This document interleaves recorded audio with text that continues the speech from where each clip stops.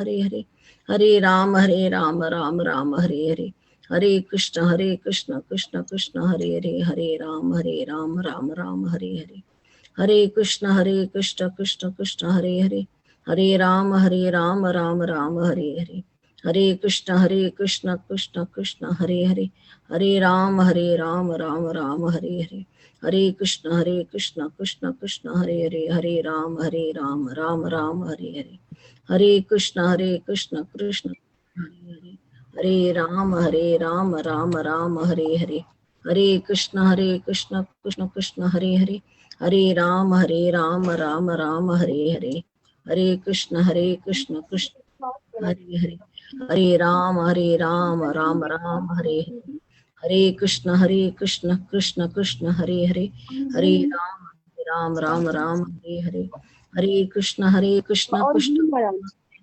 Hare Every Ram day, Ram Swami. Ram Hare Hare, Hare Krishna Krishna No, Krishna Hare today's Hare, speaker is Hare me. So let me Ram continue. Ram Hare Hare, हरे कृष्ण कृष्ण कृष्ण हरे हरे, हरे राम राम राम हरे हरे, हरे कृष्ण कृष्ण कृष्ण हरे हरे, हरे राम राम हरे हरे, हरे कृष्ण कृष्ण कृष्ण हरे हरे, हरे राम राम राम हरे हरे, हरे कृष्ण कृष्ण कृष्ण हरे हरे, हरे राम राम राम हरे हरे, हरे कृष्ण कृष्ण कृष्ण हरे हरे, हरे राम राम राम हरे हरे, हरे कृष्ण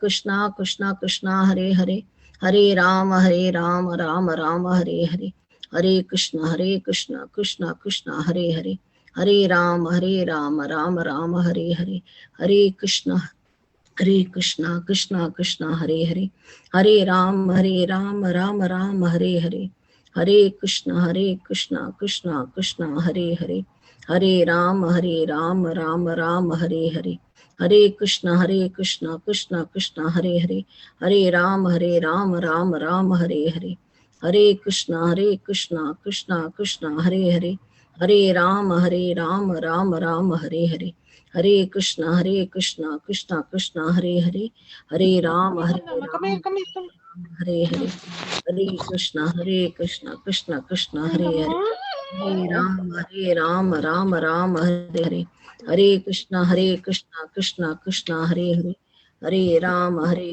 हरे हरे। जय श्री कृष्ण चैतन्य प्रभु नित्यानंद, श्री अद्वैत गदाधर शिवासति गौर भक्त। Hare Krishna. We're just waiting for His Grace Acintya Chaitanya Prabhu to come online. He's coming soon, so please stay. I just called. He's on his way. So till that time, let us chant. If somebody can, somebody wants to lead the chant, they can go ahead. Should we start with the Guru Maharaj para Yeah, Mataji? we can do that. Today is, yes, please accept my humble obeisances. Today is our second last class for this unit and also for Bhakti Shastra. So Hare today Krishna, today we have a class. talking? Next Sunday we have a class. Who's talking on this Following line? that, we'll have exams. Close book exams. Okay. Jai Shri Krishna. Sorry. नमो विष्णुपादाय कृष्णप्रेष्ठाय Krishna भूतले Prasthaya Bhutale श्रीमते जयपताक स्वामी Jayapataka Swami नामिने Niti Namini नामाचार्यपादाय Namacharya Nitai Padaya Nitai कृपाप्रधायिने Kripa गौडकथा धामधाय Dhamadaya नगरग्रामतारिणे Nagaragramatari नमो विष्णुपादाय कृष्णप्रेष्ठाय भूतले Prasthaya Bhutale श्रीमते Bhakti Vedanta भक्तिवेदान्तस्वामिनिति Swami नामिने नमस्ते Namaste Saraswati देवे Saraswati Deve गौरवाणी Gauravani प्रचारिणे Pracharini निर्विशेषशून्यवादी Nirvishesha पाश्चात्यदेशतारिणे जय Shri Jai Shri Krishna Chaitanya Krishna Prabhu Chaitanya Prabhu Nityanand Nityananda Shri Advaita Gadadhar श्रीवासादि गौरभक्तवृंद Bhaktivinoda Hare Krishna Krishna Krishna Hare Hare Hare Ram Ram Ram Hare Hare Hare Krishna, Krishna Krishna, Hare Hare, Hare Rama, Rama Rama, Hare Hare, Hare Krishna, Krishna Krishna, Hare Hare, Hare Rama, Rama Rama, Hare Hare, Hare Krishna, Krishna Krishna, Hare Hare, Hare Rama, Rama Rama, Hare Hare, Hare Krishna, Krishna Krishna, Hare Hare, Hare Rama, Rama Rama, Hare Hare, Hare Krishna, Krishna Krishna, Hare Hare, Hare Rama, Rama Rama, Hare Hare, Hare Krishna, Krishna Krishna, Hare Hare, Hare Rama, Rama Rama, Hare Hare, Hare Krishna, Krishna Krishna, Hare Hare, Hare Rama, Rama Rama, Hare Hare, Hare Krishna, Krishna Krishna, Hare Hare, Hare Rama, Rama Rama, Hare Hare, Hare Krishna, Krishna Krishna, Hare Hare, Hare Rama, Rama Rama, Hare Hare, Hare Krishna, Krishna Krishna, Hare Hare, Hare Rama, Rama Rama, Hare Hare, Hare Krishna, Krishna Krishna, Hare Hare, Hare Rama, Rama Rama, Hare Hare, Hare Krishna, Krishna Krishna, Hare Hare, Hare Rama, Rama Rama, Hare Hare, Hare Krishna, Krishna Krishna, Hare Hare, Hare Rama, Rama Rama, Hare Hare, Hare Krishna, Krishna Krishna, Hare Hare, Hare Rama, Rama Rama, Hare Hare. So we welcome all of you for Guru Maharaj Vyasa Puja, the pre-celebrations, the glorious, auspicious celebrations that are on. We have with us His Grace Acintya Caitanya Prabhu from Mayapur, and we would like to welcome him to the JSSS Shishya Samuha meeting here that we have organized today. So, Guru Shushrusha and Guru Ashraya are very important. Through service of Guru, Tadvidi Prani Patena Pariprashnena Sevaya Upedakshanti Te Jnanam Jnaninas Tattva Darshana. So, we can approach Krishna through Guru and through Guru Seva. And Acintya Caitanya Prabhu is very fortunate to serve Guru Maharaj personally in Mayapur, and on behalf of all of us, he's attending to Guru Maharaj in many capacities. I just want to quickly welcome Acintya Caitanya Prabhu to this meeting, and all of you as well. Hare Krishna Prabhu. No, lo pongo así en bajito. No se puede, no puedes mirar la movie, No, está prendida la... So can everyone go on mute so that we can listen to kindly Acintya Caitanya Das Prabhu? Prabhu, can you hear us? Can you unmute? Yes, I can hear you. Very nice. So if you give me a couple of minutes, as more people are joining, I would like to just quickly read a little bit of a bio about you, and then you could actually present to us the nectarian pastimes that all his personal servants, like yourself, are experiencing at every moment serving Guru Maharaj. So here is a few minutes of an introduction to His Grace Acintya Caitanya Das Prabhu. So briefly about him, he's from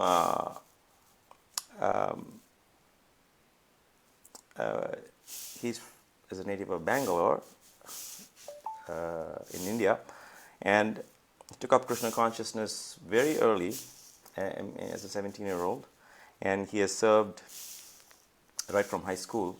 And he has served the devotees since then. That's a long, long time. And he's also highly academically material qualifications as well in astrophysics. And then he took his initiation from Guru Maharaj in 1994 and since served in many capacities to serve Srila Gurudeva. He's married and his wife Shiromani Devidasi is also together serving Guru Maharaj, and she's also a medical doctor. They gave up their green card and citizenship just to go back to Mayapur and serve Guru Maharaj directly. And they have 2 children, age 9 and age 3, and they're training them to be soldiers in Srila Prabhupada's army. We all are training our kids and our next generation to be soldiers in Srila Prabhupada and Lord Chaitanya's army to fight against Maya and spread the glories of Krishna. The next 10,000 years of the golden age of Kali Yuga. Prayen alpaisha sabya kalavasmin yuge jana mandas manda mataya manda bhagya. However, there's one great bhagya, and that is kaleni doshanidhe rajan. It's full of faults, this Kali Yuga. Astihi eko mahaguna. There's the greatest one gift that we all have got. Kirtana evasya krishnasya. Not any kirtan, Krishna kirtan. Kirtana evasya krishnasya mukta sangha param praje. And that message has been carried by Srila Prabhupada to the whole world, and that message has been carried further to the whole world by our dear Guru Maharaj, His Holiness Jayapataka Maharaj, Gurudeva. And it's our important role to do that as well, and that's what our dear Acintya Caitanya Das Prabhu has been doing. So Prabhu, without much more time, one more thing, he's an executive secretary for Guru Maharaj. So he is very close to Guru Maharaj in daily affairs of very important transactions with respect to the International Society for Krishna Consciousness. And he's executive secretary, and he also handles the secretarial office of our dear Guru Maharaj. So, and he's involved in the GBC work that Guru Maharaj does. So that's a lot. And he also translates for Guru Maharaj when he speaks. That's how we are all able to sometimes, when we miss something that Guru Maharaj nectarian words, we're able to completely understand because of the services of devotees like Acintya Caitanya Das Prabhu. So, thank you very much for coming, Prabhu. Pancha kalpatarubhyascha kripa sindubhyevacha patitanam papanebhyo vaishnavebhyo namo namaha. So, Prabhu, the floor is yours for all of us to hear the nectarian pastimes of Guru Maharaj. Jai Guru Maharaj. Hare Krishna.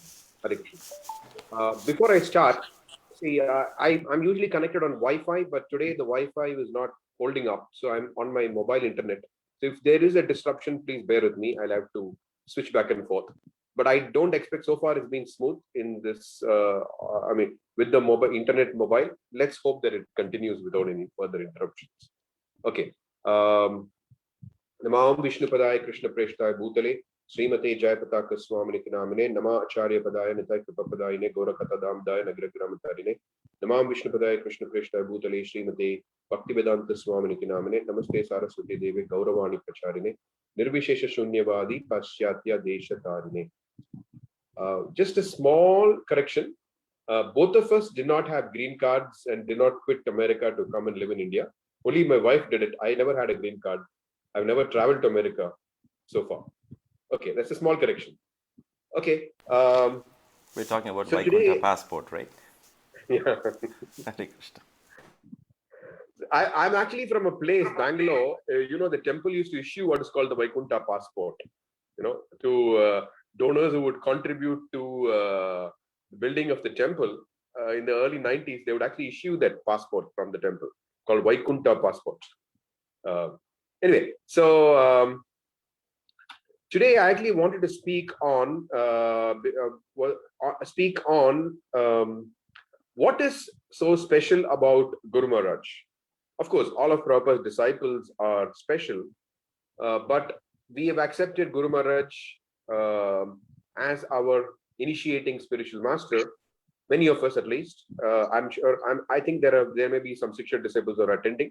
So either you have accepted him as initiating spiritual master, or whether you have accepted him as Siksha Guru, still what makes him, what are his distinct characteristics? I'm not saying that others do not have these characteristics, but we need to know the person whom we have accepted as initiating Guru or instructing Guru, what are his specific special characteristics. So in that regard, what I've noticed the most prominently in Guru Maharaj is that Prabhupada said that your love for me will be shown by how much you cooperate together to keep this institution after I am gone. So first of all, it is not possible to love someone unless you know them. So first of all, we need to know. Prabhupada used to always say this. Where is the question of loving Krishna if we don't even know him? So first of all, we have to know the person, and only then you can love the person.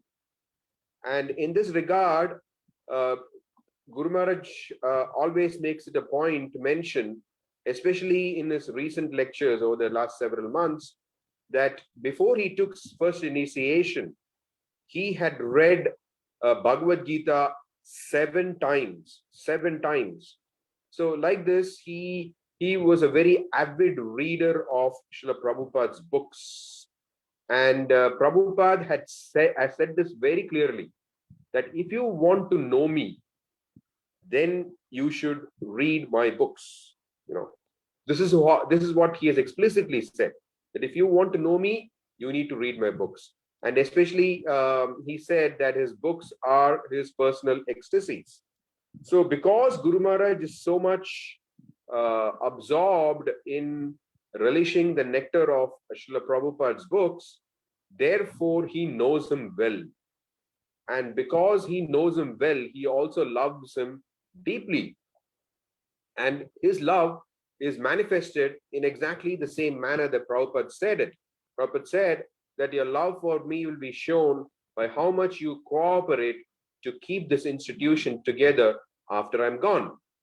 So on that note, I would like to speak, give you different, tell you different stories, how actually Guru Maharaj showed this to all of us. Of course, all of us may not have seen it, but I can tell you what I have seen, so that the stories can be shared, and we can relish Guru Maharaj's love for Srila Prabhupada. I remember, since this is a Vyasa Puja series, in the early 90s, when I was attending Vyasa Puja, Guru Maharaj in his Vyasa Puja lecture said that the most confidential thing that you can get from a guru is the guru's mood. So in the question and answer session after the class, I asked him this question: how does one understand, how does one get the mood and the vibration of the guru? Prabhupada used the word, so Guru Maharaj used the word mood and vibration. So I asked this specific question: how does one understand how does one get this mood and vibration of the guru? So he said, just like you have Vyasa Puja ceremonies, in the Vyasa Puja ceremonies, disciples speak about their interactions, the disciples speak about their realizations with the guru. And Guru Maharaj said, Vyasa Puja offerings are not just meant to be, oh, you're so merciful, you're this, you're that. No, they're actually meant, Vyasa Puja glorifications are actually meant to relate pastimes with Guru Maharaj. Relate, of course, he did not use the word pastimes, but as disciples, we use the word pastime. So we are supposed to, in Vyasa Puja glorification, we are supposed to relate some pastime. Even if we have not had a personal pastime, it could always be that how you particularly benefited from some instruction of Guru Maharaj or from his association, anything, how you particularly benefited by his person. Person does not mean physical person, but as what he has done, how have you benefited? So it's very important that in Vyasa Puja glorification, we have to show, we have to explain how something that he has done for us has actually changed our life, or how we learned something from him which changed our life, or even if it did not change life, how it actually helped us in significant ways. Even if it is not significant, how did it help us in some way? So like that, We should always look for things for which we can express our gratitude. And when other disciples hear this, they can pick up the mood and vibration of the Guru. So this is how Guru Maharaj explained this to me in that question and answer session. So my hope is that in this talk, I would like to share some pastimes of Guru Maharaj, which exemplify his mood of loving Srila Prabhupada. All of us can feel inspired by that sense of love that Guru Maharaj has towards Srila Prabhupada. Now we know that Kali Yuga is the age of quarrel and hypocrisy.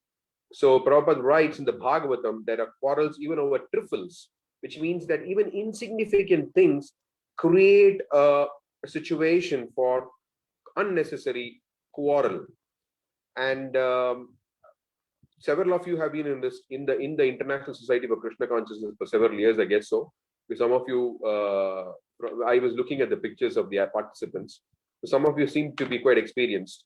So we all know that while living with devotees in the International Society for Krishna Consciousness, we are not free of this phenomenon of quarrel. It happens even amongst devotees. I remember Ravindra Swarup Prabhu. Actually, my wife was initiated by Ravindra Swarup Prabhu, and she is a Siksha disciple of Guru Maharaj. So Ravindra Swarup Prabhu, I remember once he told me that Prabhupada, while constructing the Bombay temple, once mentioned that there was one particular disciple of Prabhupada in Hawaii called Siddha Swarupananda, who was a little bit he was keeping a little bit, who was doing a little different things than other members of ISKCON, and he was actually a guru even before he joined ISKCON. So he had his followers, and after they joined ISKCON, they all took initiation from Prabhupada. But still, you know, when followers are there, they still maintain some sentiment towards their ex-guru. So Prabhupada did not mind it.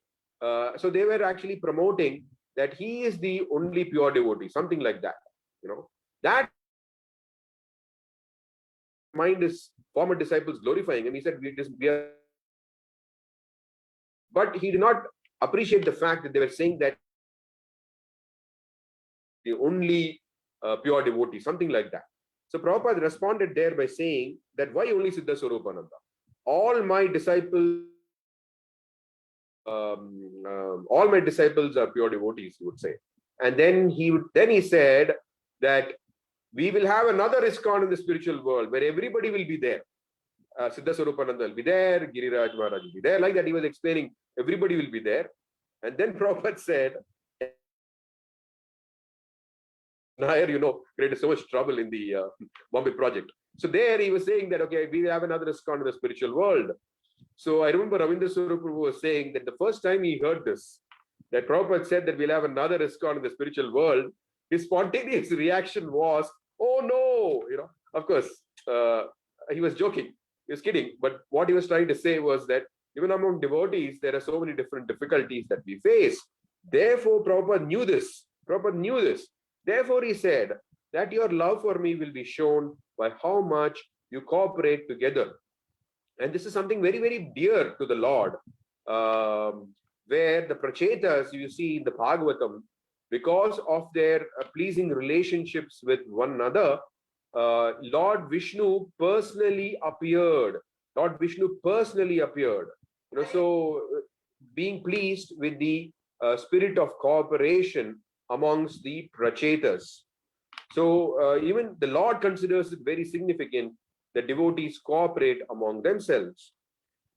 So now the question may come, okay, what does it actually take to cooperate? That's a very important thing, because we must have heard this.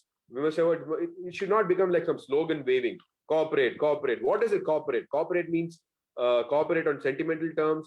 What does it mean? Cooperate on some theoretical terms. What does the actual cooperation mean? You know, so Guru Maharaj uses a phrase. Normally in the material world, you hear that you fight fire with fire. But Guru Maharaj's axiom is axiom AXIOM. Axiom means his style and his way of doing things is don't fight fire with fire.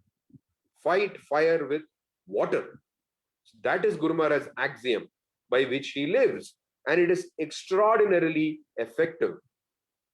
I remember that in the late 90s, there was one Prabhupada disciple, a very senior disciple of Prabhupada, who was himself a guru also. He would constantly criticize Guru Maharaj. Constantly he would criticize, And once I was in Mayapur and Guru Maharaj is talking to me. At that time, I had not moved to Mayapur. I was still in Bangalore. So at one point, Guru Maharaj was talking to me in Mayapur, and he told me, I asked him, Guru Maharaj, is there anything specific that I can do for you? And Guru Maharaj said, yes. And I said, please let me know what I can do for you. Then he told me, this so-and-so Prabhupada disciple, he always criticizes me, So I don't know why he always criticizes me. So he said, you please invite him to Bangalore and serve him very nicely. So this is the instruction that he gave, that you please invite him to Bangalore and you please serve him very nicely. Now, normally, when someone criticizes us, we either get upset or angry or we ignore the person. This is what happens. Either we get upset, angry, or we ignore the person. Of course, we may fight back also. That's another thing. But here you can see Guru Maharaj's strategy of fighting fire with water. So he was. This is a sign of someone who is a Stipta Prajna, one who's fixed in transcendence. So he's not affected by all these mundane things. So he told me something which is exemplary Vaishnava attitude and behavior, which is, he said, which is the principle of fighting fire with water, the Vaishnava Seva. He said, please invite him to Bangalore and serve him very nicely. And so in ISKCON, we have been hearing this quite often, that we need to keep Prabhupada in the center. We need to keep Prabhupada in the center. So this is one fine example of that. He's trying to keep the institution in the center by keeping Prabhupada at the center. If Guru Maharaj had to keep himself at the center, he could have easily ignored or fought back or whatever. But his prime concern is that Prabhupada should be in the center, and our love for him can be shown by how much we cooperate to keep this institution together. And in another instance, there's another godbrother of Guru Maharaj, a sannyasi godbrother, who was very senior godbrother, who was also criticizing Guru Maharaj. And I personally saw that although he did not ask me to go and invite, I saw that Guru Maharaj sent some godbrothers. He actually invited godbrothers of ours.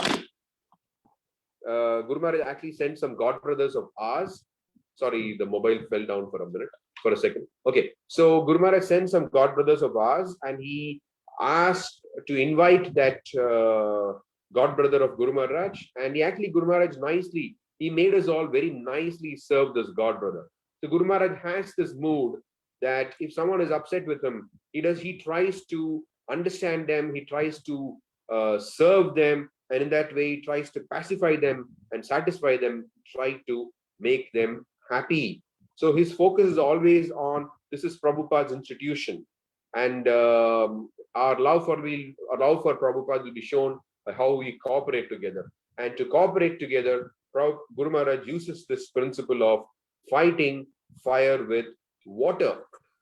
Now, it may be easy, not easy. I mean, you may think, okay, with God brothers, maybe some of us may be like this, that we may want to be conciliatory, and we may be doing some things like this. Of course, I mean, it's not easy to do things like that, but even assuming that there are some people in the audience here in today's talk who may have some tendencies like this, which is good. That's one thing. But what about juniors? What about disciples? Forget about juniors. What about disciples? How does Guru Maharaj relate with disciples? What does it mean by saying that he puts Prabhupada in the center and he loves Prabhupada while dealing with his disciples? Now, this is a topic which many of you may not be very familiar with, but because I have seen Guru Maharaj in action for the last 30 years, this is something which consistently I have observed in Guru Maharaj. He's extraordinary when it comes to dealing with disciples in regard to keeping Prabhupada in the center. So let me begin with my first experience in this regard. Now, I come from a place, Bangalore, and the temple where I come from is pretty well known across ISKCON world as the headquarters of the system of Ritvikism, which means that they don't accept any of Prabhupada's disciples as Diksha Guru. They accept Prabhupada as a Diksha Guru, and they reject every possible, every disciple of Prabhupada who behaves like a guru, who is acting in the capacity of the guru, they reject. So I was there in that temple for 8 years, and then subsequently, they rejected Guru Maharaj. And I remember when that thing was going on, when they started propounding that theory, Guru Maharaj personally came to visit Bangalore, and it was a very hostile atmosphere, quite hostile. Hostile not in the physical sense, but in a spiritual and in a emotional or whatever, in a behavioral sense, it was very, very hostile. And Guru Maharaj gave a Bhagavatam class, and it was that class was mind blowing when I heard that class, because here was Guru Maharaj coming to a temple where the temple president and all the disciples, most of the temple residents, I would say, have rejected him as the Guru, although they take an initiation from him. And Guru Maharaj is giving a Bhagavatam class.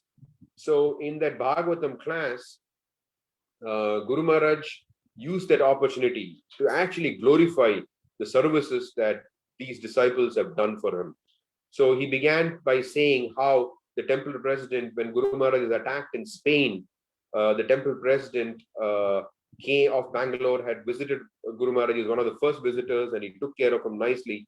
So he used a large part of his lecture to actually express his gratefulness to his disciples, especially the temple president and other senior devotees, of how they have served him so illustriously in the past, and he was grateful that how they have helped him serve Prabhupada.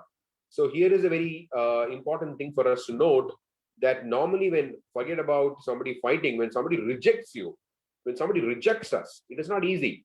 But Guru Maharaj, even in that circumstance where a senior disciple and a whole group of devotees have rejected him, still he took that opportunity to actually glorify those disciples, express his gratefulness to him. This can only happen if he loves Prabhupada. He always praises Prabhupada above himself. He knew that they have built a temple for Prabhupada. He knew they were doing very good preaching and things like that. So he did not want to disrupt Prabhupada's movement in any manner. So he was willing to go to any extent to try to pacify, to try to resolve. And so that was his genuine, from his heart, you could clearly see that his love for Srila Prabhupada was overpowering, not overpowering, both overpowering and pouring out from his heart, from every pore of his skin. His love for Prabhupada is pouring out, and we could see that very tangibly. I still remember that Bhagavatam class. It was a very unique kind of a very mystical kind of an experience. I was just thinking, how could this be possible? And you could clearly see that coming from his heart, that how he really values keeping Prabhupada in the center, and for that sake, he was willing to glorify disciples who rejected him. And Guru Maharaj made a lot of efforts to try to pacify, try to bring them bring them within the ISKCON fold. So I remember many years later, I think around 2013 or so, he met the same leaders of Bangalore temple, and at that meeting, he said something which is unforgettable. So something happened in that meeting. So he was saying that in the 90s and during the late 90s and so on, during those days, Guru Maharaj saying that I was thinking that disciples can approach Prabhupada only through the Guru. But subsequently, over the years, I've understood that all devotees of ISKCON have a direct relationship with Prabhupada. They also have a direct relationship with Prabhupada. Of course, not a direct relationship as a Diksha disciple. Nobody can be a Diksha disciple of Prabhupada unless he's physically present. But then every member of the Krishna consciousness movement has a direct relationship with Prabhupada. We have this relationship as a grandfather. Someone may have the next generation may have as a great grandfather. But apart from all that, we also have a relationship with him as the founder Acharya of ISKCON, Founder-acharya of ISKCON means he is the ultimate spiritual authority in all of our lives. He's like the Supreme Court. And you could say Guru Maharaj is like our High Court, but ultimately for all members of ISKCON, Prabhupada is like the Supreme Court. And Guru Maharaj actually very nicely, he brought this out. He said that I used to think that devotees cannot have a direct relationship with Prabhupada. They can only have relationship with the Guru. And then he said something amazing. So then he said, please forgive me for this. Now that was something which is quite unbelievable. Like you have a Guru who's actually apologizing to disciples, So here we have an instance where Guru is actually showing 100%, or rather you could say 108%, that his only interest in life is Prabhupada's interest. His only interest in life is the only person he loves. Not only person, I mean, like his object of love is Prabhupada, and he will do whatever it takes. He will do whatever it takes to please Srila Prabhupada. And Guru Maharaj is a very, you could say, a very mature, a very broad-minded. He's extraordinary in that sense. He always keeps Prabhupada in the center. And I can share some personal experiences that I have had with him. And so actually the reason that I took to Krishna consciousness was I took to Krishna consciousness through Prabhupada's books. And subsequently, during those days, you only had, you only had Prabhupada's books, and during those days you had Satsarup Maharaj's books. But other than that, you never had any books in ISKCON. ISKCON was not like the Kumbh Mela that is today of so many books with all kinds of good things and weird things. But you only had Prabhupada's books during those days, and you only had Satsarup Maharaj's books. He would write mainly about Prabhupada only. So that was the mainstay of my Krishna consciousness. And Guru Maharaj would come once in a while to Bangalore. So my relationship with Prabhupada is formed through his books. And and that relationship was very dear to me. And Guru Maharaj, as my Guru, has only helped me to increase my relationship with Prabhupada. He has never at any point in time. So I take Guru Maharaj as a manifestation of Prabhupada's mercy upon me, that Prabhupada has sent him so that I can help serve Prabhupada better. So that's how my relationship has always been with Guru Maharaj. Why I'm saying this is because there is one incident. This I think was in the year 2010 or so, where Guru Maharaj, because I'm good at philosophy and I'm good at writing, so Guru Maharaj told me that, Bhaktisiddhanta Saraswati Thakur, in his temples, he did not have Advaita Acharya with a beard. In all Bhaktisiddhanta Saraswati Thakur's temples, Advaita Acharya is without a beard. And he also told me that in the Caitanya Bhagavat, in one purport, Bhaktisiddhanta Saraswati Thakur has written that Advaita Acharya was always clean shaven. But we know that in ISKCON and across the whole world, Prabhupada established the standard that Advaita Acharya has to have a beard. So Guru Maharaj wanted to bring up this to the GBC body, that Advaita Acharya should not have a beard. So when he told me that, can you help me to with he gave me some ideas, and he told me, I want you to create a draft and then he will modify it, edit and whatever. So basically he wanted me to give him some something which he can work with. So I told Guru Maharaj that I have actually read the GBC's paper on Advaita Acharya, where it has everything about what Prabhupada has said about on the topic. And Prabhupada, there is no explicit. Very, very clearly Prabhupada says that Advaita Acharya has a beard. So then I told Guru Maharaj, but you're asking me that to write a paper which shows that Advaita Acharya does not have a beard. So then I told Guru Maharaj that this is something which I'm not inclined to do, because Prabhupada is very explicit on this. So I don't feel like I should do this. I mean, I was basically trying to refuse it, but in a polite manner. So then Guru Maharaj gave me a set of reasons, legitimate reasons, not like some legitimate reason, like how Prabhupada said that he was not a householder, and then to his godbrother, Prabhupada sent them to his godbrother to know about deity worship. And he also told me Prabhupada never lived in a temple. So he gave me certain reasons. why he thinks that Prabhupada is not aware of Bhaktisiddhanta Saraswati Thakur standard. Like, for example, when Prabhupada gave the sannyas mantra to Guru Maharaj,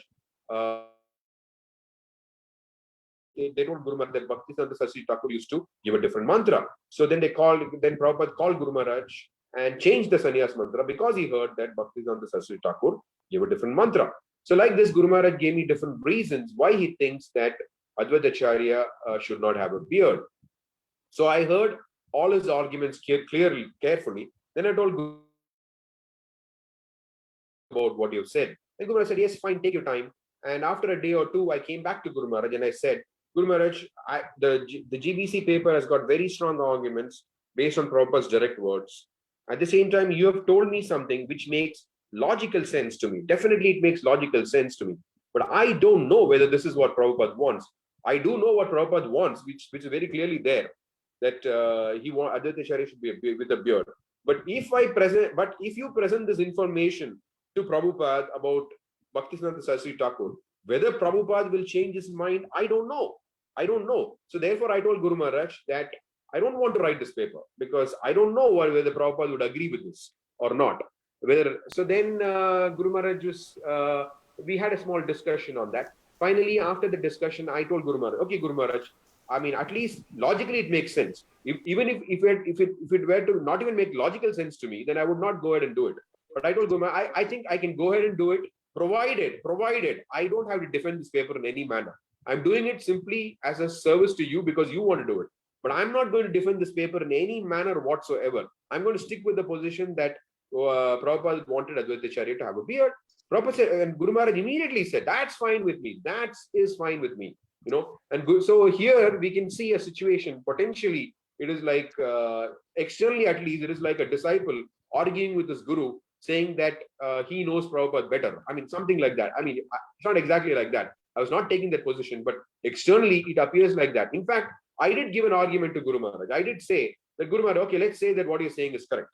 Okay. Even then, I don't think we should do this because the moment you do this, this will open the floodgates. People will start changing all kinds of things that Prabhupada said in the name of this. Jayapataka Maharaj did this, GBC accepted it. Therefore, now let us change so many different things because Bhaktisiddhanta Saraswati Thakur did something, Bhaktivinoda Thakur did something. So we can have all these kind of things. ISKCON will go somewhere if we do this. Therefore, I think even as a principle of caution, we should not do this. I told this to Guru Maharaj. Guru Maharaj said, but this is only a detail. Then I told Guru Maharaj, but yes, I know it is a detail, but how do you know what is the difference between a detail and a principle? And the ISKCON members will get very confused and it's going to set a very wrong precedent. No, but anyway, so we went back and forth on this. But finally, Guru Maharaj was saying, Guru Maharaj accepted my position that I'm willing to do it, but I will not defend this in any manner at any point in time. You know, so then Guru Maharaj is fine with that. He said, okay, go ahead and do it. So I went ahead very happily. I did that service. I presented it to Guru Maharaj, and Guru Maharaj presented that paper. And of course, with his modifications and whatever, all the different things that he wanted me to do about it, I did it. So what I noticed there very clearly was that Guru Maharaj's point was not that I am the Guru, you have to listen to me. Guru Maharaj is someone who actually reasons out. He demonstrates his love for Prabhupada by actually reasoning it out. He's not like, okay, I'm your Guru. Who the hell are you to differ with me? He doesn't have to take the position at all. Rather, his concern is, how shall I please Srila Prabhupada? That's his concern. So, and I remember one god brother of mine, Vidwan Gauranga Prabhu. I think many of you may know this, know him. He's a scholar. So he told me that once Guru Maharaj told him that you can differ with me. This is Guru Maharaj's consistent position. And to maintain such a position with disciples is not a small thing. It's quite a big thing. And that brings me to what is going on currently. I think all of you may be very familiar with what is going on currently, is that Guru Maharaj is a very strong proponent of women Diksha Gurus.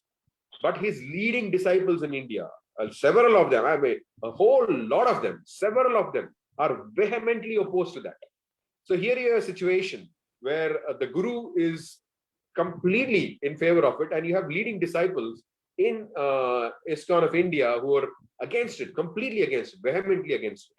So I remember several months this has been going on, and at one point Guru Maharaj asked me, what do you think about it? So I told Guru Maharaj that for me, this is an issue where I really don't know. There seems to be good arguments on both sides, but because Prabhupada did not do it, I would use that as a precedent. Okay, he did not do this. Therefore, I think that we should not do this. We should wait. We should wait. So in future, Prabhupada will reveal what it is. Somehow he has his own ways of doing things. So I think we should wait. We should not do anything right now. I'm not clear. But Guru Maharaj gave several reasons why it should be done. But I still stuck to my point that I don't think we should. I mean, I'm not on either side because it is genuinely very confusing to me. Unlike Advaita Acharya's beard, where I think that we should have Advaita Acharya the beard, here it's not like that. I don't have a position on this because it is quite confusing because both sides have legitimate arguments. But I think I told him the safe thing would be that we should not do it. But anyway, Guru Maharaj said that no, I think we should do it and all that. But the point was, this is a very amicable, very friendly discussion. But I remember Guru Maharaj in some of the GBC meetings, Guru Maharaj has brought up the point that a lot of my disciples in India are completely opposed to this thing. Although I've taken the position that Woman Diksha Guru is fine. But Guru Maharaj explained to the GBC body, I am fine with their position. They have the right because they're also serving Prabhupada's movement. They also have a relationship with Prabhupada. So it is fine if they differ with me. So, so we can see, so this is the topic that I wanted to speak about, that Guru Maharaj can go to any extent, as long as to keep Prabhupada in the center of this movement and demonstrate his love for Srila Prabhupada. This is quite unusual because the concept of Guru that we have in mind is that he is like an absolute authority. Nobody can ever differ with him.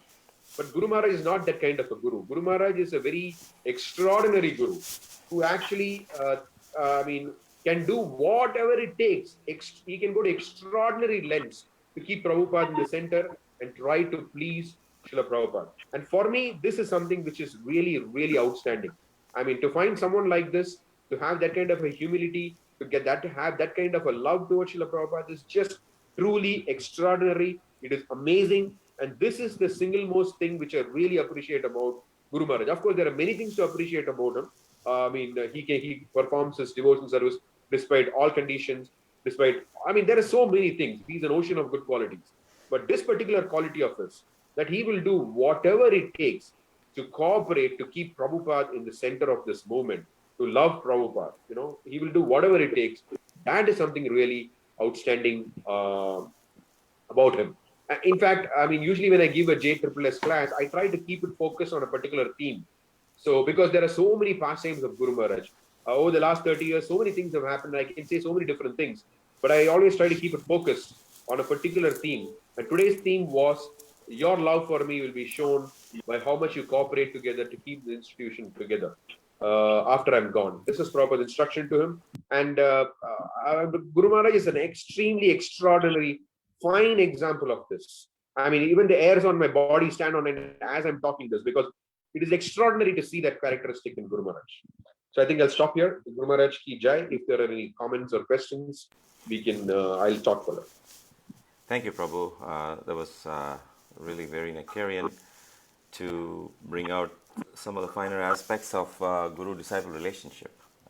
We all have had that. We've all had that in many ways, but probably you have had it intensely because you've been in the orbit of Guru Maharaj in a physical sense. Thank you so much. I was going to invite everyone in the panel through chat to post your questions. We have only about 8 or 10 minutes, but we started a little bit late. So whoever is in the time zone that cannot stay on, that's thank you for attending, and you can stay as long as you want. The rest of you who can afford to stay on, and if Prabhu can also stay on with us for a few more minutes, kindly post your questions with the time, whatever is the time available. Kindly post your questions, and I will try to ask them on your behalf. So please use the chat. Thank you, Hare Krishna. Yes, Prabhu. So 1 minute. I just want to say that since this is such an important topic, I don't mind as long as you need me to stay, because I really want to glorify Guru Maharaj on this point. So it doesn't matter whatever time it takes. I'll stay on. I don't know about you all, but I can stay on as long as you all want. Thank you very much. So since we just asked people to post questions, they might probably start doing that. There is already a question. Yes, I that see that here. There's one question that says, can you share pramana where Guru Maharaj is supporting female Diksha Guru? This is the Yes. first time I've heard in such an unequivocal way. Okay. Well, Guru Maharaj's position is publicly known.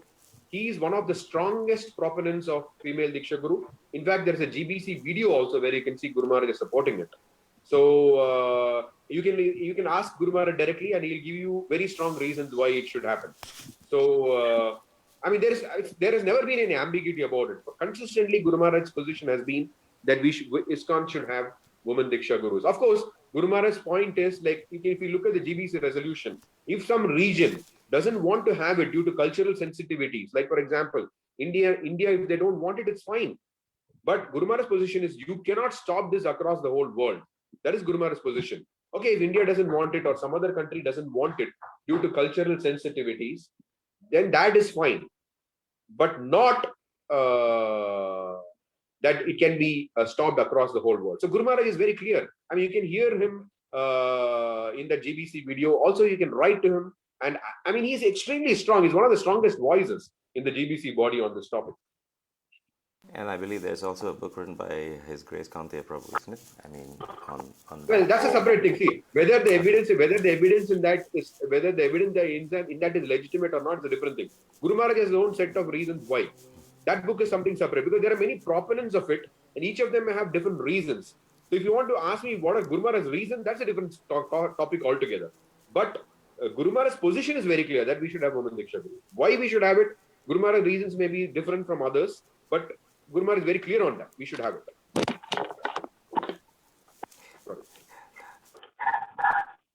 I have a question. So it's an intense day in the life of Guru Maharaj.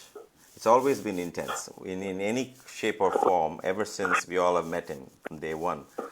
I remember that whenever he travels to Arizona, those 3 days would be like not for 24 hours a day. It would appear like 100 hours a day. And then he would move on to another station and go on like that. So how is it for disciples who are around him in Mayapur today? How is it like in a day of Guru Maharaj? That's my first question. The second question again is, how do you or some of you translate Guru Maharaj's speech so clearly? And Guru Maharaj, of course, corrects whenever there is some mishearing, but it's amazing how you do that. And the third question is, what are Guru Maharaj's plans to travel again? Because while we can travel to Mayapur, of course, and then our Zoom and everything has afforded us direct personal interaction with Guru Maharaj, still wanted to also serve, like you are all serving in Mayapur in some form of or capacity. Can you share anything you know about that? The next year? A few things.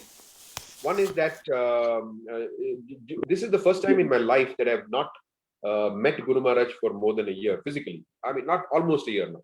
Last Narasimha Chaturdashi when we came for Abhishek. But apart from that, I have not met him for almost a year now, the first time, because in the lockdown situation, only brahmacharis generally grihasthas find it difficult because your wife and children. So how do you isolate yourself in that atmosphere within a few rooms, and staying like that for months together is really difficult when you have children. Even if you're husband and wife, you can do it, but with children, it's very, very difficult. So I have not been in that atmosphere. There was a possibility once when servants started getting sick, but then they found other people also. Anyway, so I have not met him physically, but if you notice that Guru Maharaj's actual life has become a little bit more hectic than it was before, because Guru Maharaj is using this opportunity to connect with different devotees across the world through Zoom. And he also attends a lot of meetings, managerial and other meetings also with disciples and things like that. So Guru Maharaj's life is continues the same, because the only thing he's saving is the travel time. But apart from the saving of the traveling time, the saving of the traveling time also is using for preaching. So that's how he has been, that's what he has been doing during this lockdown. And regarding, see, everything happens for a reason. So we had always been anxious, very, very anxious, not just anxious, very, very, very, very anxious. Will Guru Maharaj be able to complete the Caitanya book? That is going to be Guru Maharaj's outstanding contribution to the Krishna consciousness movement. The Caitanya book, where it is a compilation from all the different sources of Lord Chaitanya's pastime. So nothing else than this lockdown could have accomplished that. So now Guru Maharaj is sitting in one place, and and he has done a lot of work, and we are now very, very hopeful that Guru Maharaj would be able to finish it. Of course, it's not that we were thinking Guru Maharaj will leave before he finishes, leave his body before he finishes. But there is always an anxiety when you're getting very little time for the Chaitanya book and he's traveling and things. But now it has become a very consistent feature.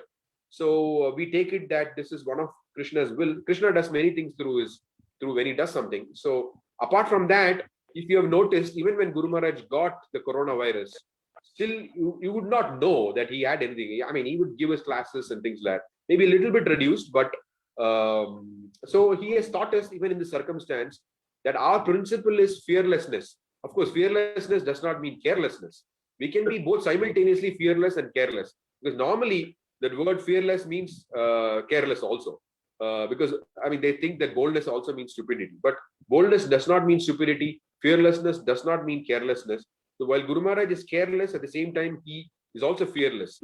Sometimes, while Guru Maharaj is careful, he is also fearful. Fearless. Guru Maharaj is simultaneously fearless and careful. So one can be careful, at the same time be fearless. That is a perfect example of Guru Maharaj. That is a perfect example. Guru Maharaj is a perfect example of that. So this is something which I've learned from him during this COVID period. And yes, Guru Maharaj is very eager to travel. When he would travel, we don't know. It depends on his doctors, what they advise. So it's a very complex question. I think it's too early at this point in time to be even thinking about it, because India is going through a fresh second wave, and different parts of the world. It's a pretty complicated situation. So only when things resolve, we'll get to know further. At this point, definitely no plans. Does Guru Maharaj want to travel? Absolutely, yes, he wants to. But when? Nobody knows. Thank you, Prabhu. So there are some more questions that were posted on the chat for benefit of everybody. Yeah, you could pick anything you want and answer them. Okay. Or I can read it to you if you like. What is it? Okay. How does Guru Maharaj handle personal issues between disciples? Okay. So it's a good question. When he handles disputes between disciples, he does not take sides. He tries to make them resolve things by themselves. He's one of the excellent. He has undergone mediator training also in ISKCON. But by nature itself, even if he has not undergone the training, by nature, he's got that ability to reconcile difficulties between people. He's excellent at that. So what he normally does is he doesn't take any sides. So he gives the feeling that he loves, both people involved in a dispute. So whatever may be the situation, he gives that sense. So because of that, disciples themselves feel that comfort, they feel that urge to resolve the dispute. That's what he does. I don't know if that answers the question. Because normally it's very difficult, because each difficult to give more details, because each situation is different. So I'm just giving you the general method that Guru Maharaj uses. Yeah. Thank you. There are a few more questions here. What are the one second.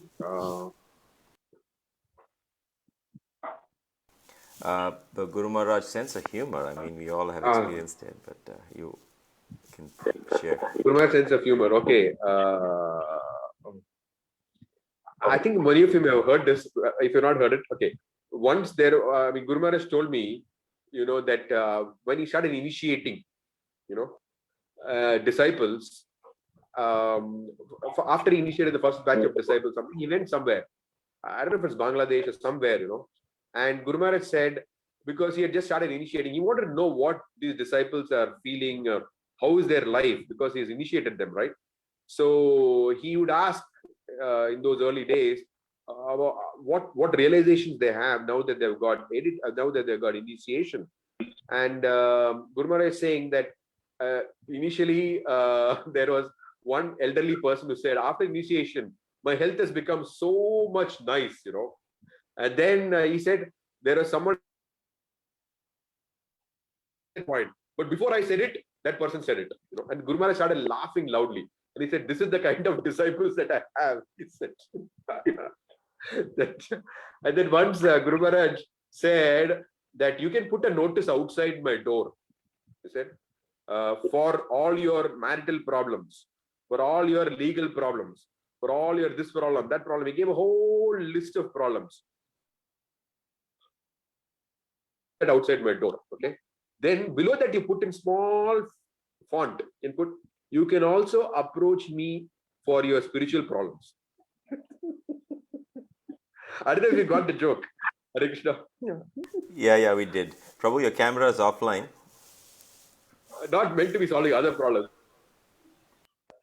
So Guru is not supposed to be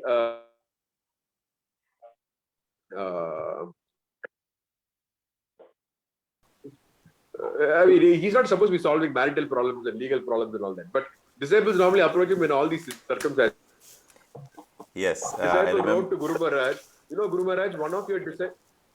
Yeah. Sorry, go ahead. Once they wrote one, Guru Maharaj, one of your disciples, he cheated me with the money.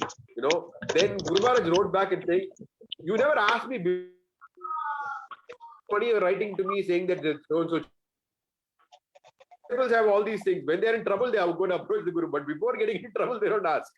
Anyway, the Guru Maharaj's point is generally the Guru in Vaishnava Sampradaya is meant to solve spiritual problems. But we generally take the Guru is supposed to solve all domestic problems, legal problems, and all that. So he's got a very interesting sense of humor. So then he was. It's quite funny. Guru Maharaj laughs so much when he tells this. He says he wrote to me. Please accept my stool-like obeisance. So, and Guru Maharaj is saying, what does it mean by that? Maybe what he's trying to say, please accept my diarrhea-like, what's it, obeisance at your lotus feet. The combination of stool and lotus feet was. So, Guru Maharaj, one thing about Guru Maharaj is even in the most. Guru Maharaj actually is humorous. I remember that in 2014, Guru procedure. It's called banding, And I remember that 5 minutes before the procedure, the Dr. Sarin, Maharaprabhu and I came with a consent form. And when we read that, it is a consent form for a high risk procedure, And Guru Maharaj already told about it one or this. So they were told that it's high risk procedure. It's a very small procedure. It may only take 20 minutes, but it's a very.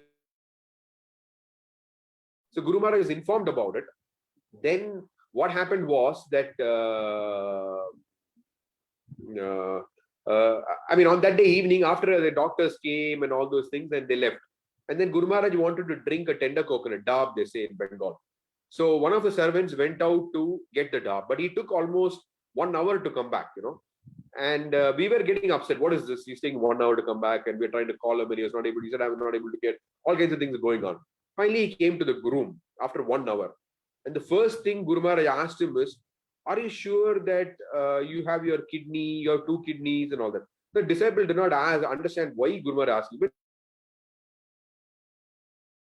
So after some time, Guru Maharaj explained why he was asking. He said, "Are you sure that when you're passing by the operation theatre, they did not suddenly grab you and gave you some anesthesia and remove your kidney? That's why it took 1 hour, and after that 1 hour, they sent you out now, and you're not even realized that your kidney is gone." Something like that. So even that situation, next day is an operation. It's a minor procedure, but a major risk operation. And he needs to get a dab because they said you cannot have solid food. So he can only drink. So he wanted to get a dab, and then it took 1 hour to get a dab. It looks all very, it's a very, very, very kind of apparently a tense situation. But even in that, he cracked such a joke that all of us started laughing. That's how Guru Maharaj is, that nothing bothers him. When it comes to humor, he's open for humor at any point in time. Okay. So there are many Hare more things Krishna I can say. Prabhu. Yes. Sorry, I didn't get what the old person disciple said to Guru Maharaj. Can you please explain that again? I didn't He understand. said, after I took initiation, my health has improved. I mean, I had a lot of health problems. After I took initiation, my health problems are gone. And then there is another elderly person who said, actually, I wanted to say this, but he stole my point. So these are the first two reactions that Guru Maharaj heard when he asked disciples after he first initiated them, what are your realizations? So he said, this is the kind of disciples that I have. I mean, he was joking.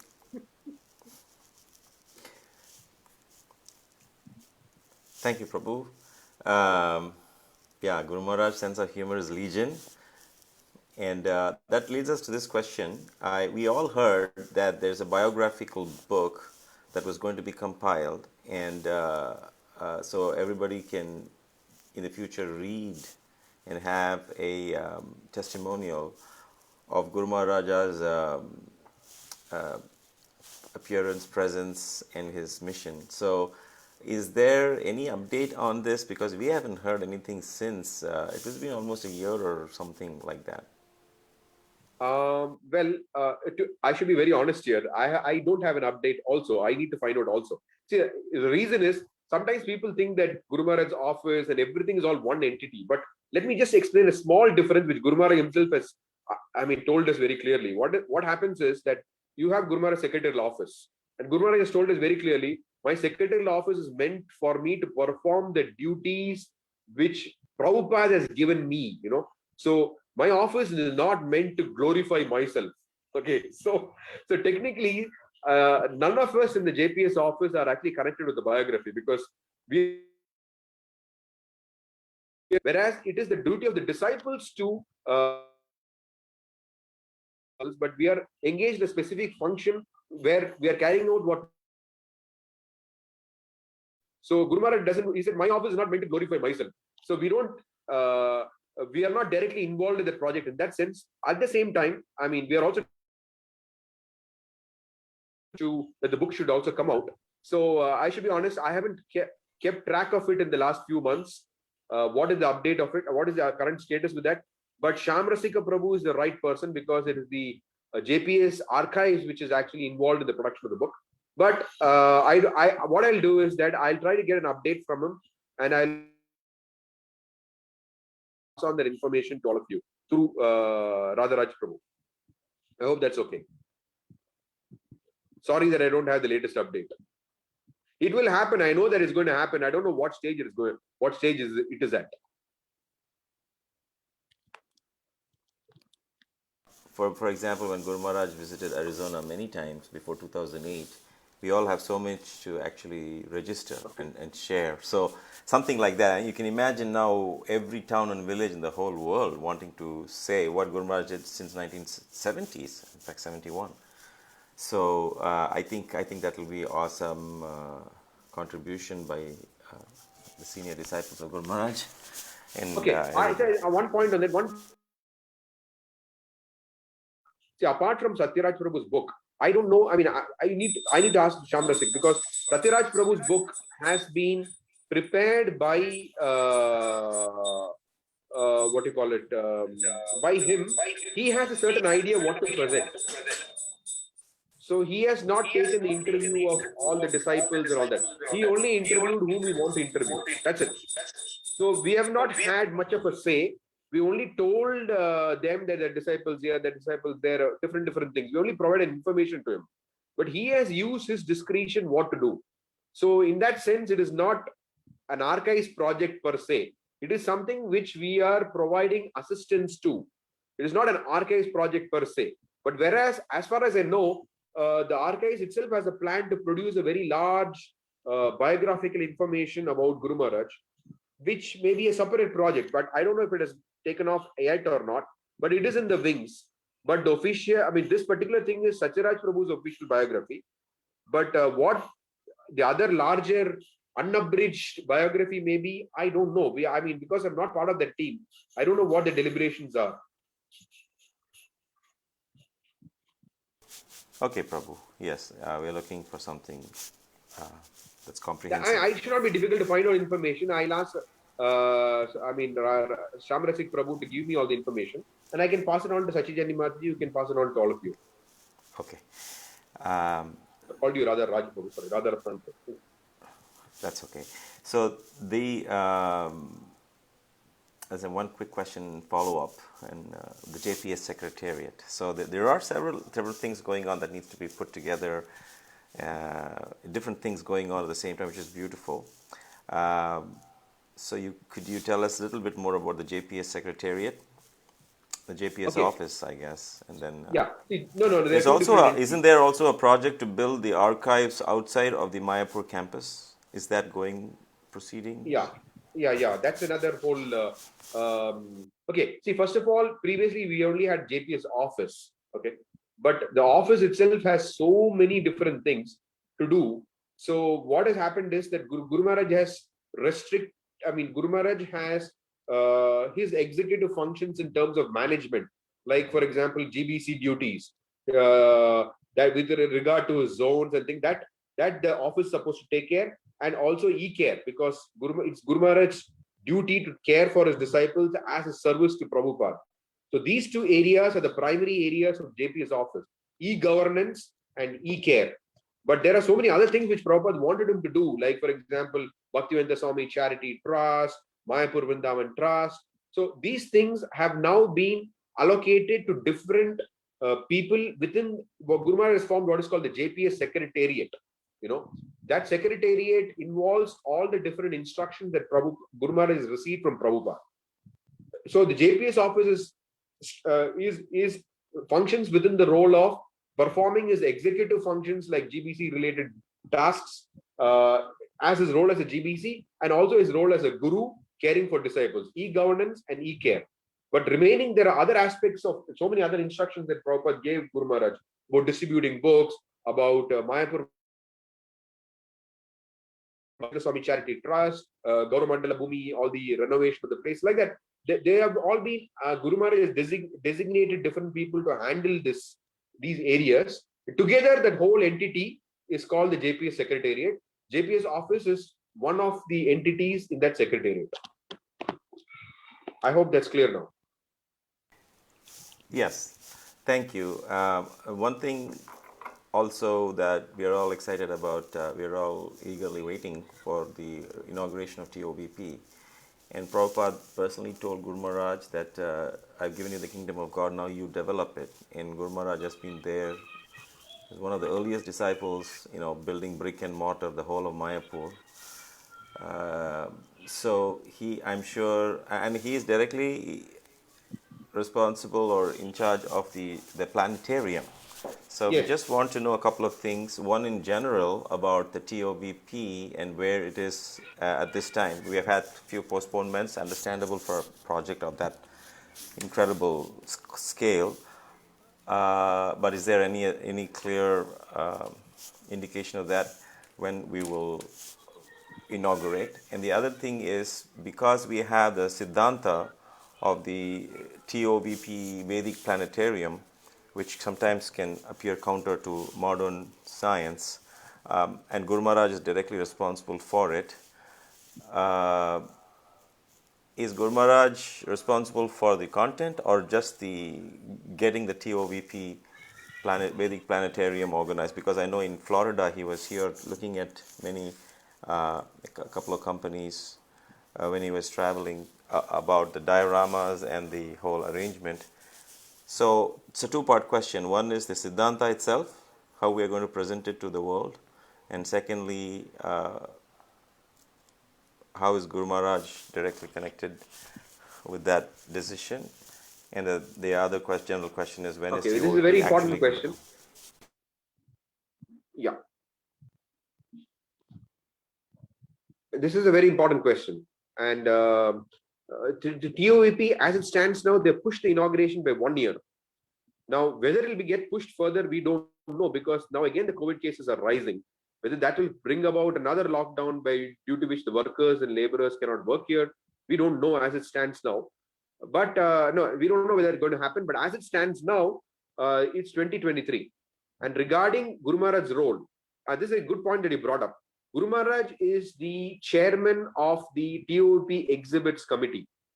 Now, this is responsible fully for the Siddhanta and content in the Vedic planetarium, along with building it. Both. It's like a full package. Now, one thing that the topic today I was trying to say was how Guru Maharaj is someone who loves to cooperate together. Now, TOP exhibits, he formed a board, executive board. That is a fine example of this. Guru Maharaj himself created a structure where, although he was a chairman, he wanted to have a board. Then he created a board of proper disciples like Rameshwar Prabhu and all that. And Guru Maharaj created a board such a way that they worked through consensus and majority. He did not even maintain a veto power. He does not even normally. I mean, if you are given a project, you decide to run the project in the manner you like to run it. But Guru Maharaj is not like that. He's very, very cooperative. I noticed that specifically in the TOP exhibits. He was the chairman. He chose a team. He created a board, and he created such that everybody has equal powers. Although he's a chairman, I mean, he has the ability. I mean, he has this thing to push things in a certain. I mean, like have meetings, schedule meetings, and prioritize and things like that. But in terms of working, he does not. He's like a member of the group. I mean, at the same. So that sense of cooperation, he wants proper disciples. Like, for example, Rameshwar Prabhu is involved with it. Harishori Prabhu is involved with it. So Guru Maharaj is a very, very broad-minded person who actually has Prabhupada's interest at heart. He wants the best people to contribute to it and make it happen. He's not interested in being the head of it and trying to show off by saying, I am the chairman of that. But he actually demonstrates humility by actually having a team and trying to work through consensus. I hope it's clear now. 2023 is 2023, you will not have all the 4 floors of the Vedic planetarium. No, you will have level 1 and the planetarium. In between, there are 2 more levels which will not be there. It will not be ready by 2023. Only level 1 and the planetarium will be ready. Level 1 along with exhibits. Level 1 along with exhibits. Yes. Thank you, Prabhu. Well, there is also the controversial part, whether it's heliocentric or Bhumandala-centric, but that's what I was trying to also know at how we. There is no controversy. Okay, there is no controversy. The GBC body has decided what it's going to be. This is decided a long time ago. So there is no controversy about it. It's already decided. Unless someone brings up something else and the GBC body wants to consider something new, it's all decided. There's nothing which is going to change. Okay, thank you. Thank you for clarifying. Anyone else has any questions on the chat, or we could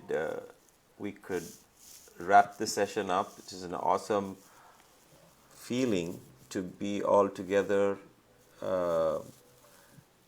and I want to thank Ekaleshwari, Madhavi, and others who have contributed to this gathering.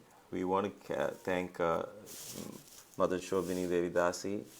We want to thank Anupama Gopi Devidasi and Raganuga Prabhu. And I want to thank everyone who has joined us from far and near. Thank you, Manikumar Prabhu. Thank you, Sachijanani Mataji. I don't see all of them on the panel here. But Prabhu, that's been very nectarian, very powerful.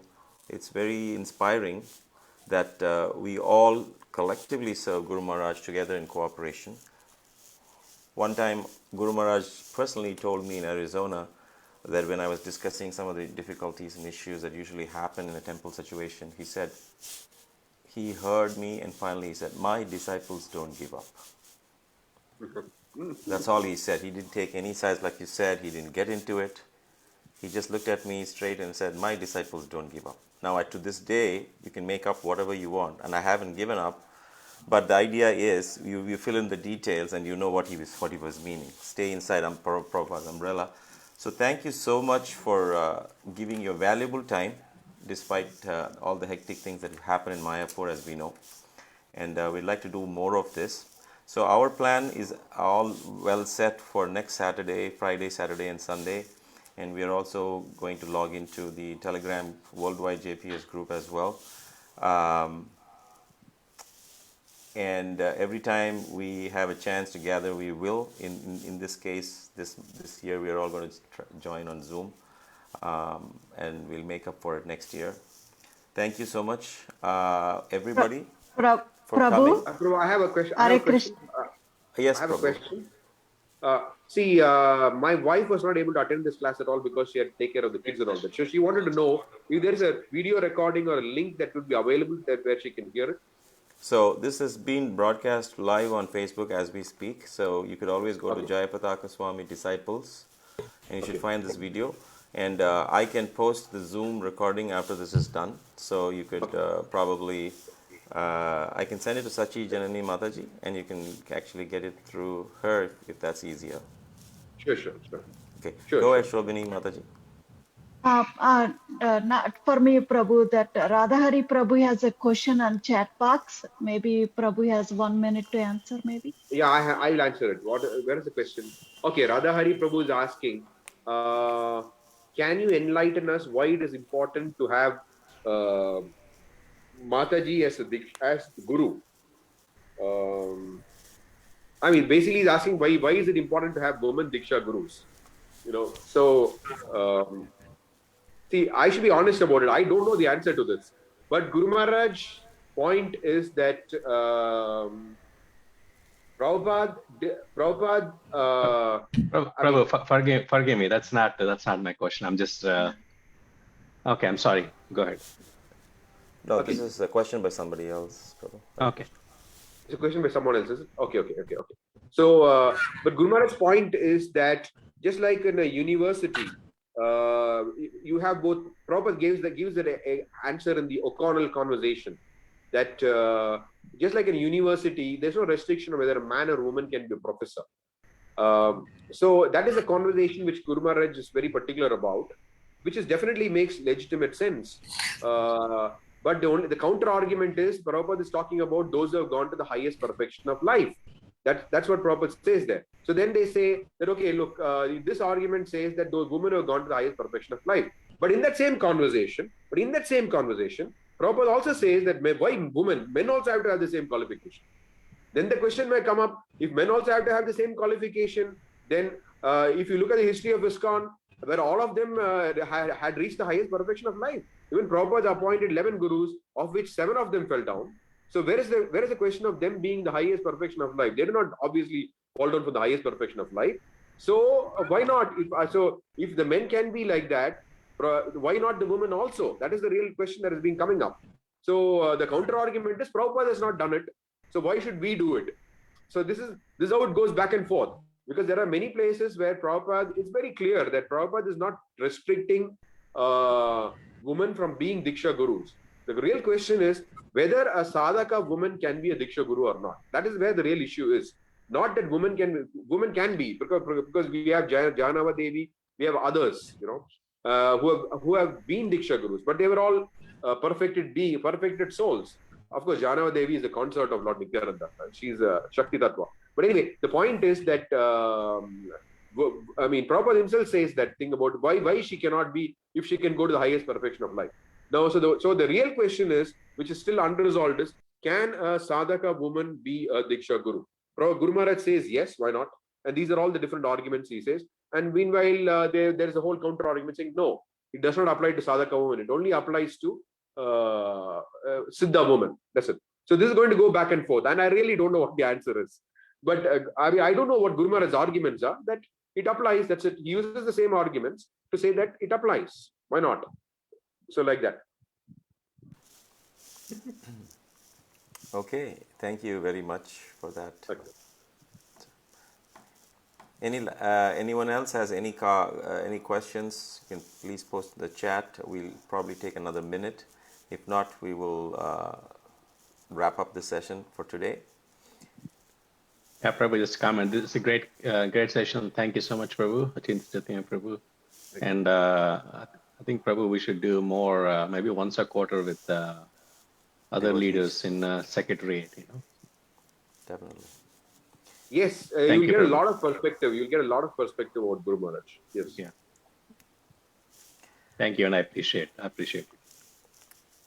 So I want to say thank you to Manikumar Prabhu, Mandir Mataji, Govinda Priya, Yashoda Nandana, Kumutvan, Deepa Mala, Shaki, Anuradha, Rajalila, Suma Mataji, Harita Mataji, and I have a whole panel here.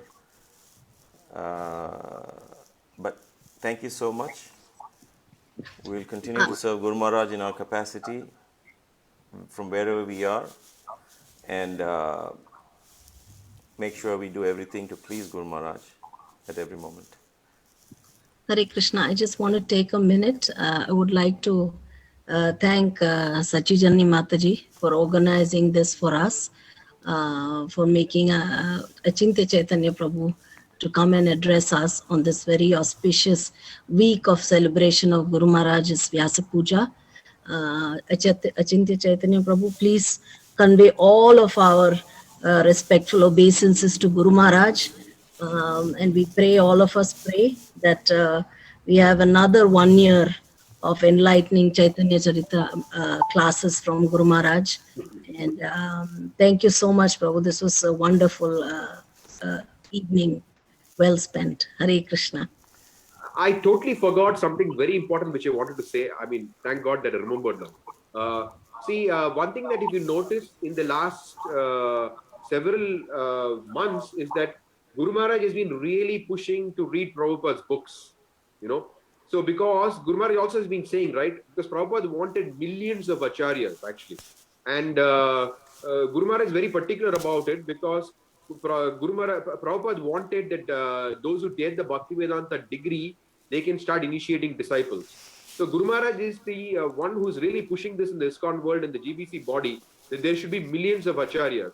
So Guru Maharaj wants to set that example that his own disciples are well trained and they've got the Bhaktivedanta degree, they read Prabhupada's books regularly, and so therefore he wants to fulfill that vision of the Prabhupada saying about we should have millions of acharyas. They say charity begins at home, right? So Guru Maharaj is trying to first of all get his own disciples to seriously read Prabhupada's books, get those degrees, be very well conversant with Prabhupada's books, so that Guru Maharaj can fulfill that dream of Prabhupada of having millions of acharyas. So I remember last time I gave a class in Bombay, you know, so there the disciples asked me, how is it possible to have a personal interaction with Guru Maharaj? You all get so much personal interaction, how do we get it? I said it's not difficult because Guru Maharaj is pouring out his heart, what he actually wants his disciples to do. So I told them, create a reading schedule. I mean, all of you read maybe 1 hour a day, every day. And then after 3 months, why don't you write to Guru Maharaj that in our Bombay Yatra, all of us have been doing this. These are our realizations. And I told them, then you see whether Guru Maharaj will personally interact with all of you or not, you know. And then they said, yes, we will do it. I think already 2 months have passed now. And I was telling this to Guru Maharaj. Guru Maharaj, I did this with the Bombay Yatra when I was giving a JSSS class, because I know that there's something very, very, very pressing in your mind, that you want your disciples to really read Prabhupada's books. And I brought this out, I gave them this kind of a thing that 3 months you read it, you write your realization to Guru Maharaj and you see whether he'll respond or not. You know, and Guru Maharaj placed his hand on his chest and he said, thank you very much. I'm very grateful to you. So to add to that, so JSSS Arizona has been trying to follow Guru Maharaj's instructions as much as we can. We have started this, since the COVID, we've started JSS meetings first Saturday of every month, so that we all get together and glorify Guru Maharaj and his instructions. And we also, some of us are meeting every day, reading Prabhupada books for half an hour every day. We've been doing this. We completed 1 year of reading Prabhupada books together. We are hoping that with Guru Maharaj's blessings and mercy, we can continue this mood of cooperation that Guru Maharaj is exemplifying, as you said, and hope that we can at least be a shadow of what Guru Maharaj wants us to be. Hare Krishna. Thank you. Fight fire with water. That should be the take-home message. Okay, thank you very much, everybody. All glories to Sri Guru and Sri Gauranga. All glories to Srila Prabhupada. All glories to our dear Guru Maharaj. All glories to the 72nd Vyasa Puja celebrations of our dear Guru Maharaj. Vancha kalpatarubhyascha kripasindubhya evacha patitanam papanebhyo vaishnavebhyo namo namaha ananta koti vaishnavrinda ki jai. Hari Hari Bol. Thank you so much.